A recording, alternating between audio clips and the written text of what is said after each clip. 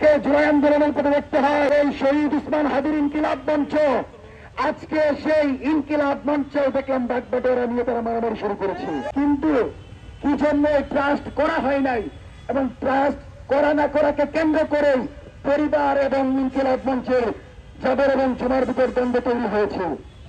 জুমা, জাবের এবং ওমর হাদির ভিতর দ্বন্দ্ব তৈরি হয়েছে। আজকে জুলাই আন্দোলনের পথে দেখতে হয় যে শহীদ উসমান হাদির ইনকিলাব মঞ্চ, আজকে সেই ইনকিলাব মঞ্চে দেখলাম বাগবাটোয়ারা নিয়ে তারা মারামারি শুরু করেছে।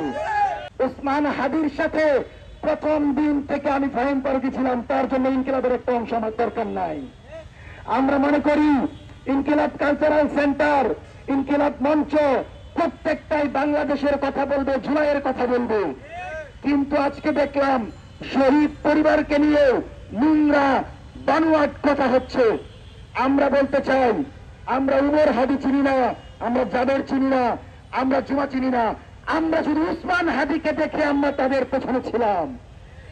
আজকে যদি তারা মারামারি করে, উসমান হাদি বলে গিয়েছিল যে একটা ট্রাস্ট হবে, সেই ট্রাস্টের আন্ডারে কালচারাল সেন্টার চলবে, বাংলাদেশে বিভিন্ন সামাজিক উন্নয়নমূলক প্রতিষ্ঠান হবে। কিন্তু কি জন্য ট্রাস্ট করা হয় নাই, এবং ট্রাস্ট করা না করাকে কেন্দ্র করে পরিবার এবং ইনকিলাব মঞ্চের জাবের এবং জুমার ভিতর দ্বন্দ্ব তৈরি হয়েছে। জুমা, জাবের এবং ওমর হাদির ভিতর দ্বন্দ্ব তৈরি হয়েছে। আমরা জনগণের পক্ষ থেকে বলবো, দয়া করে দ্বন্দ্ব বন্ধ করে জুলাই জনতার পক্ষে উসমান হাদির দায়িত্ব পালন করেন।